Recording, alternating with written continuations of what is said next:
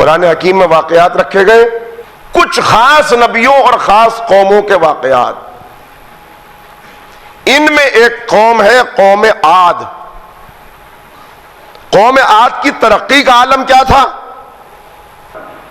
قوم عاد، الم تری کیف ربک بعاد، ذرا دیکھ تیرے رب نے عاد کے ساتھ کیا کیا، قوم عاد کے ساتھ۔ یہ قوم عاد کون تھی؟ قوم عاد وہ تھی کہ جنہیں اللہ نے 60-70 فٹ کا قط ادا کیا تھا۔ ہائٹ ان کی 60-70 فٹس، کتنے ہوتے ہیں 60-70 فٹ؟ اور طاقت کیا تھی ان کی؟ ان کی طاقت اور صلاحیت یہ تھی کہ یہ پہاڑوں کو تراش کر محل بنا لیا کرتے تھے۔ آپ کی طرح ان کو ضرورت نہیں کہ اتنا مزدور لگائیں اور اتنا وہ کریں اس کے، نہیں، پہاڑوں کو تراش، کتنا مشکل ہے پہاڑوں کو تراشنا۔ آج اتنی ترقی جب آپ نے کر لی، مگر اس وقت یعنی آج سے 6-7 ہزار سال پہلے، تقریباً 6-7 ہزار سال پہلے، یہ میں کیوں کہہ رہا ہوں ابھی آپ کی خدمت میں عرض کروں گا، اس وقت انہیں یہ صلاحیت عطا کی گئی تھی کہ یہ پہاڑوں کو تراش کر گھر محل بنا لیتے تھے۔ اس وقت پیغمبر نے انہیں آواز دی، دوسرے انبیاء جناب ہود، انہوں نے سب نے انہیں کہا کہ اللہ نے تمہیں اتنی طاقت دی ہے، اتنی صلاحیت دی ہے، اتنی ایڈوانس ٹیکنالوجی ادا کی ہے تمہیں، تو اپنے رب کے شکر گزار بنو، اپنی زندگی کو کامیاب کرو۔ تو انہوں نے جواب کیا دیا؟ پورا تمدن قرآن حکیم نے خاص طور پہ ذکر کیا ہے کہ جب نبی نے انہیں دعوت دی تو انہوں نے کہا ہم اگر کامیاب نہیں ہیں تو کون کامیاب ہے؟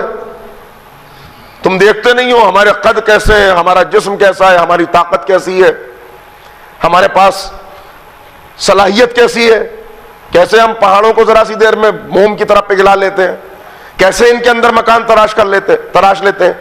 تو نبیوں نے کہا کہ یہ کامیابی، یہ طاقت، یہ تمہیں اللہ نے دی ہے، اپنے رب کو پہچانو، اپنی زندگی کو کامیاب بناؤ۔ تو انہوں نے کیا جواب دیا؟ روز ڈراتے رہتے ہو کہ اگر نہیں پہچانو گے تو عذاب آئے گا، عذاب آئے گا، بلاؤ عذاب، دیکھیں کیسا ہوتا ہے عذاب۔ نتیجہ کیا ہوا؟ نتیجہ یہ ہوا کہ اللہ نے ان کے اوپر ایک سیاہ آندھی کو مسلط کر دیا۔ اس آندھی چلتی ہے تو آپ دیکھتے ہیں کیا ہوتا ہے، چھوٹے چھوٹے کاغذ کے ٹکڑے، دھول، یہ کیسے ہوا کے اندر ہوتی ہے۔ یہ 60-70 فٹ کے افراد جب اللہ نے سیاہ آندھی کو مسلط کیا تو زمین سے اڑ کر ہوا میں ایسے معلق ہو گئے کہ جیسے ایک تنکا، اور پھر کچھ دیر کے لیے ایسے ہی چھوڑ دیا گیا۔ فضا کے اندر ٹھہرے ہوئے ہیں، ہاتھ پیر ہوا میں مار رہے اور بے بس ہے۔ اب انہیں اپنی حیثیت پتہ چل رہی کہ ہم ہیں کیا ہے۔ اس کے بعد چونکہ اب مدت ختم ہو چکی تھی، اب توبہ کا دروازہ بند ہو چکا تھا، اب اتمام حجت کیا جا چکا تھا، اب تو عذاب آ رہا تھا، لہذا اب انہوں نے رب کو بھی پکارا، توبہ بھی کی، مگر اب یہ توبہ کام نہیں آئی۔ آخر میں ان کے سروں کو آپس میں ٹکرا کر، اس آندھی نے جھونکا چلا، سر آپس میں ٹکرائے، ان کے مغز بکھر گئے زمین کے اوپر، ختم کر دیے گئے۔